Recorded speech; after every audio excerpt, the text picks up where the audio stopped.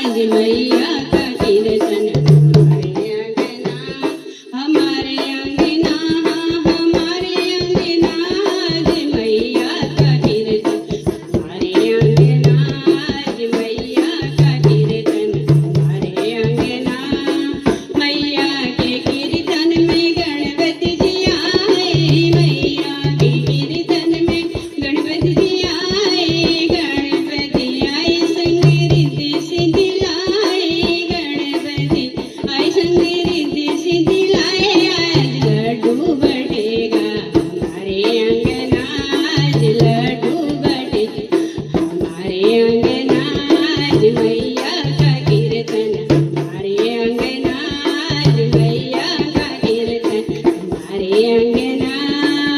मैया के कीर्तन में ब्रह्मा जी आए, मैया के कीर्तन में विष्णु जी आए। आज चक्री चलेगा हमारे अंगना, आज चक्री चलेगा हमारे अंगना। आज वेद पढ़े हमारे अंगना, आज वेद पढ़ेंगे हमारे अंगना, हमारे अंगना, हमारे अंगना। आज मैया का कीर्तन हमारे अंगना, आज मैया का कीर्तन हमारे अंगना। मैया के कीर्तन में शंकर जी आए, मैया के कीर्तन में भोले जी आए। भोले जी आए संगे गौरा मैया लाए, भोले जी आए संगे गौरा मैया लाए। आज डमरू बजेगा हमारे अंगना, आज डमरू बजेगा हमारे अंगना।